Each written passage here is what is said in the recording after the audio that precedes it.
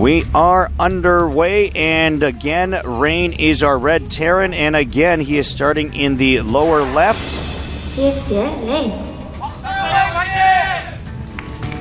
And once again, OGS Ensnare is blue, and once again, he is starting in the upper right corner.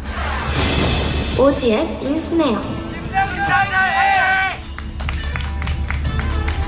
I don't know, when she says that, can you actually understand what she's saying if you didn't know his name? That's a good question. I was just thinking Ensnare. I couldn't hear the R exactly. Ensnare. All right, they are opposite each other. Supply depot starting. Both of them at almost the exact positions relative to their command center and Vespine Geyser. Again, we're in for a little bit of wait during the early game here, while pretty much exactly standard stuff is going to happen. Kind of reminiscent of StarCraft 1 T vs. T, with hopefully a bonus in the mid-game of exciting action. Thank you, Blizzard.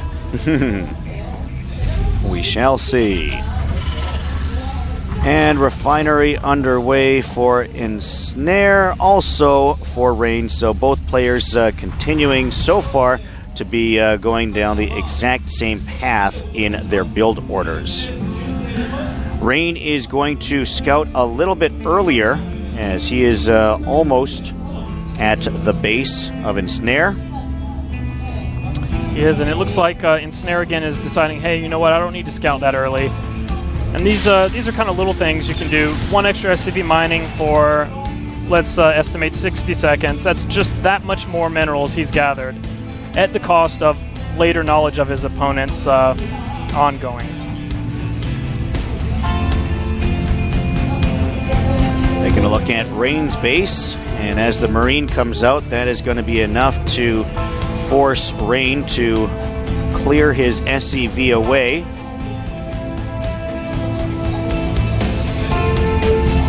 All right, what's the purpose of going to the Xel'Naga Tower at this point of the game? Well, he's just going to try to collect info about the scouting path there, and you know, and now he sees SCV coming along. But it's really something we didn't have back in StarCraft 1. It just gives you that much more capability to scout in the early game, which was something that was quite difficult in a lot of the matchups when you lose your scouting, SCV, probe, drone, whatever after 12 or 14 supply. But what I'm really interested in is this fast Reaper. As soon as as soon as Rain's SCV had left Ensnare's base, he instantly made the tech lab, and he's choosing this Reaper harass. And, I don't think Rain's expecting that at all. And here is that Reaper on its way over to Rain's base. Don't believe he's going to have seen that on that path that he took. And again, I think you were asking about the Xel'Naga Tower. That little bit of information gave him a way to send that Reaper without being caught, at least through that area. And now we see the Marines are not moving into position to defend against the Reaper, so he might have just a couple of shots here on that mule. Oh, he missed the first shot on the mule. And the Reaper surround. Anyway. A surround on the Reaper, trading a Reaper for a mule. That's a trade I'd like to make. See a hidden starport down there in the bottom right. Not sure if the TV has shown you guys that yet. Well, we can see it on the mini-map, but haven't had a clear look at it just yet. You can see it in the bottom right, as you mentioned. A couple of Hellions out for Rain.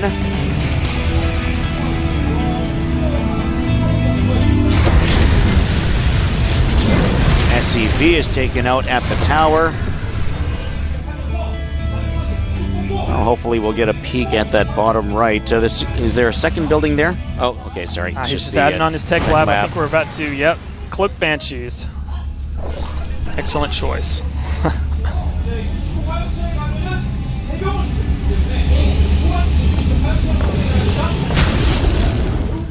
And you know what?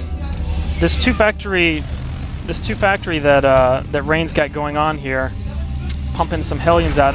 I'm not sure what he's thinking Ensnare's doing, but if Ensnare just is very careful and gets a second tank and sees the Hellions coming out, I don't think it's going to be a problem for him to defend against. Well, let's take a look. The starport bringing in a medevac.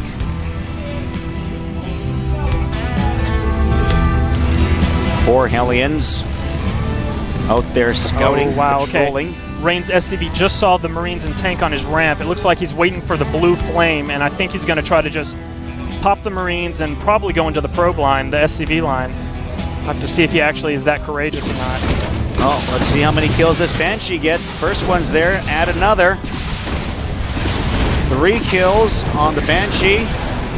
Yeah, he doesn't have cloak yet, so he's got to be careful. It's going to kick in. Oh, there it is. There we go. Viking there to defend.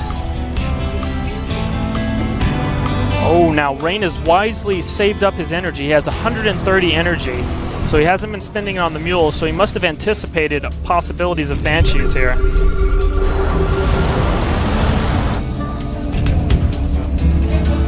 Meanwhile, the Banshee going all the way over to the upper left, making sure that it's safe.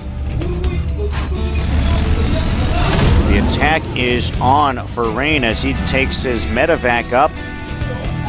4 more Hellions, total of 8 Hellions. We'll see if he uses an elevator tactic here at the main base, or is he going to go front and rear? He's going to try both ways, but...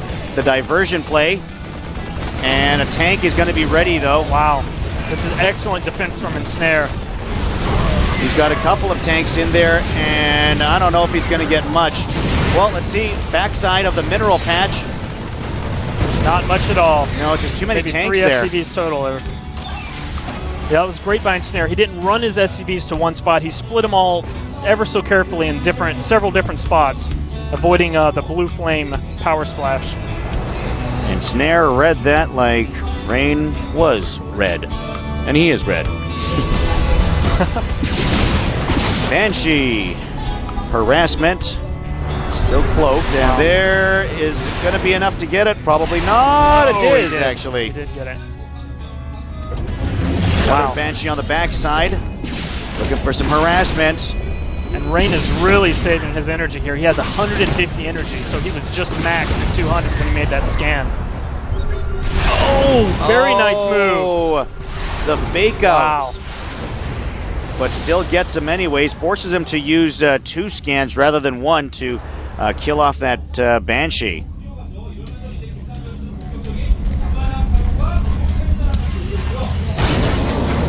See, Ensnare's happy with the damage he's done. He's taken his command center out to his natural here in the next second or two.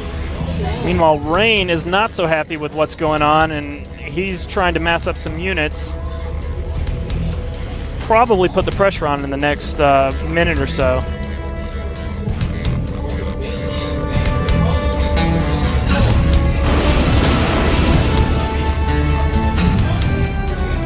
Dropping off.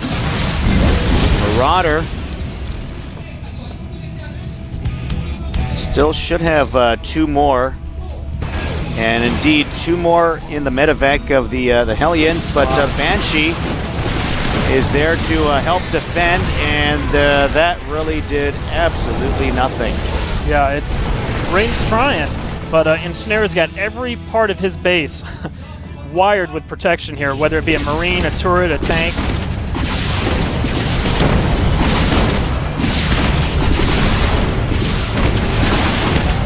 Banshee's plowing some free SCV kills here. 3, 4.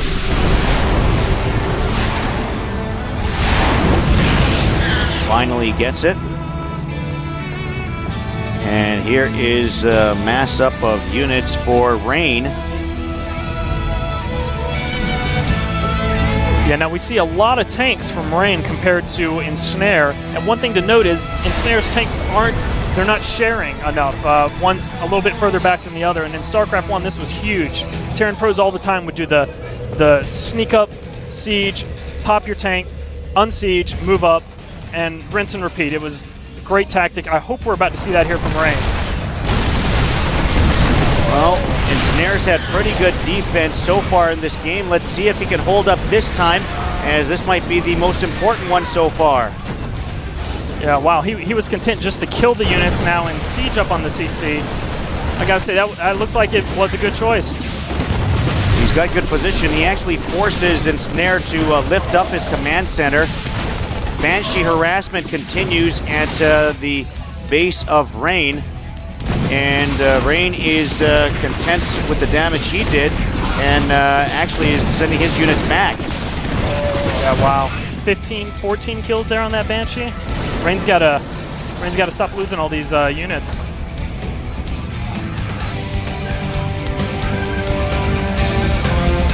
All right, Rain might have to consider getting a turret or something. Just at least leave one Viking there. He's can't be going through that much damage. Yeah, definitely not. He's probably still a little spoofed to see the Banshee come from that same angle every time.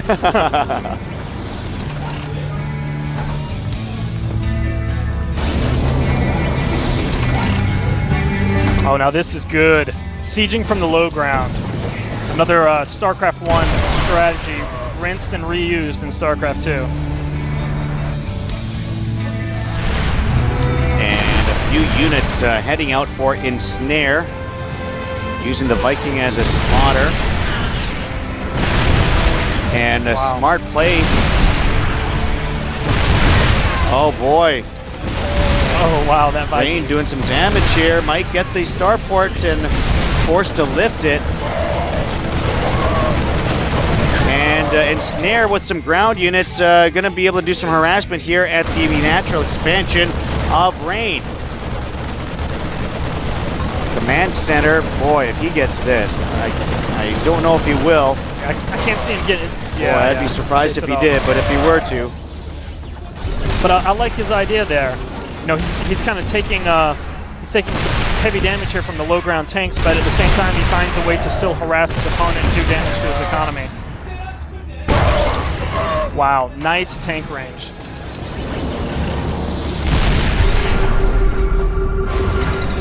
Trying to get a scan to see the if Marines are coming. See if he can reach the tank. I hope they get the second red one. Oh boy, I think got one of them. Good micro by Rain there to save that one. And some more Banshee harassment. 3 kills already. Make it 4. Gonna have 5. Maybe get all 8 of these. Wow, look at that. Banshee harassment, just absolutely brutal here. And Ensnare. Wow. Every scan is one mule we don't see on the game for Rain. Wow, and that's all from one Banshee. 13 kills. 14. This might be the third Banshee that's had double-digit kills in this game, actually. I think we know the MVP of this set.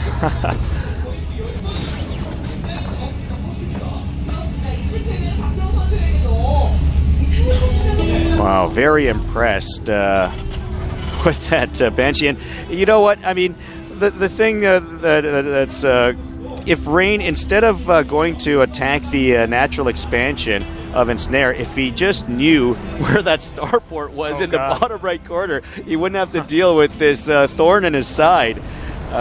Boy, I mean, scouting so important in this game.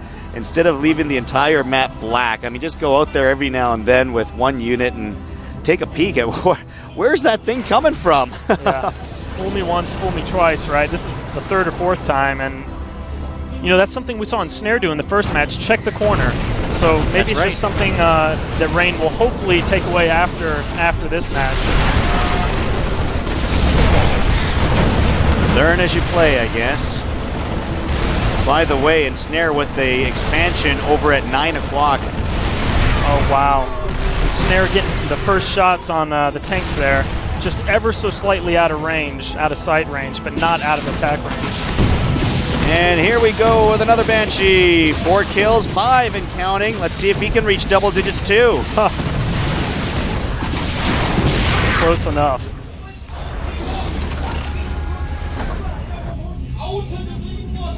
Boy, that's got to be really frustrating for Rain. Yeah, I was just thinking there's probably steam rolling out of his ears right now. Yeah, Ensnare's really dominating now. He's got the third base up and running. He started a fourth one.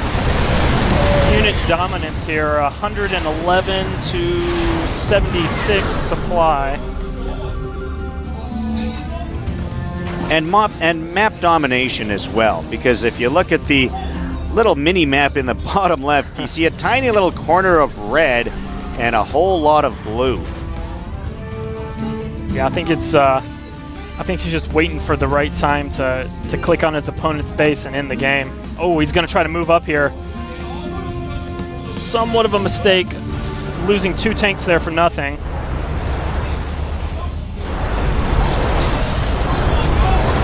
But we got to give it to Rain there for having the sense the comsat. But again, using that comsat up is going to take away from his economy that's already hurting from, again, another Banshee. 8 kills. Wow. 8 kills for the Banshee. Oh boy, I think collective kills from Banshees in this game has got to be well over 40. You're talking about that hidden starport in the bottom right. What a play that has turned out to be for Ensnare.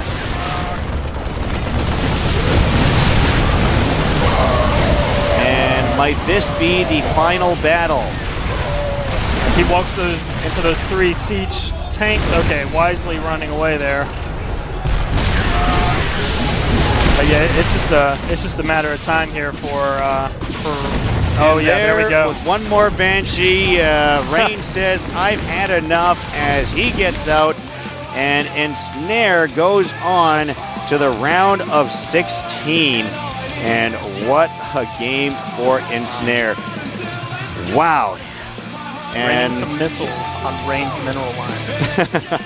Sorry, I had to do that.